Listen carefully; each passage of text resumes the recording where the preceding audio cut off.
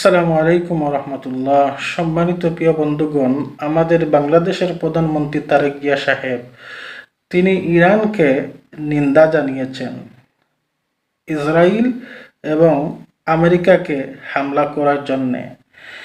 সম্মানিত প্রিয় বন্ধুগণ, দেখেন গোটা বিশ্বের মুসলমানরা এক বাক্যে ইরানের মুসলমানদেরকে সাপোর্ট দিচ্ছে, ইরানের জন্য দোয়া করতেছে। সেই জায়গার মধ্যে আমাদের বাংলাদেশের প্রধানমন্ত্রী একজন মুসলমান হয়ে তিনি ইসরায়েলকে সাপোর্ট দিচ্ছেন আর ইরানকে নিন্দা জানাচ্ছেন। খুবই দুঃখের বিষয়। সম্মানিত প্রিয় বন্ধুগণ, আমি একথা বলতে চাই, আপনাদের মনে আছে কিনা আমি জানি না, যে টাকলা মুরাদ ইসলামের বিরুদ্ধে কথা বলে তার মন্ত্রীর পদ হারিয়েছিল, মনে আছে আপনাদের? আর শুধু টাকলা মুরাদ নয়, যারা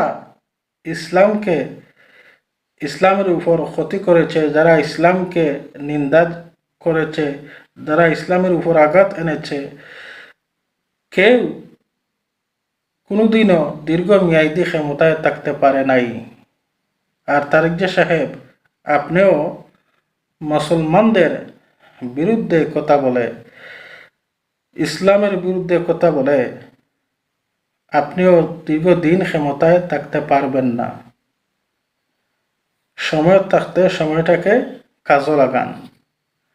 সম্মানিত প্রিয় বন্ধুগণ, ইরান এখন এই জাতিকে চমক দেখাচ্ছে।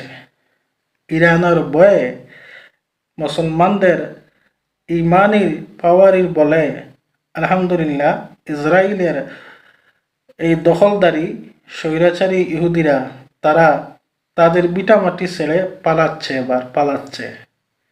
দেখবেন আজ হোক কাল হোক এই গোটা বিশ্ব মুসলমানরা নেতৃত্ব দিবে, মুসলমানদের নেতৃত্বে আসবে ইনশাল্লাহ। ইরানের মুসলমান ভাইদেরকে আমি হাজারো ধন্যবাদ জানাই। বাংলাদেশ ইনকিলাব জিন্দাবাদ।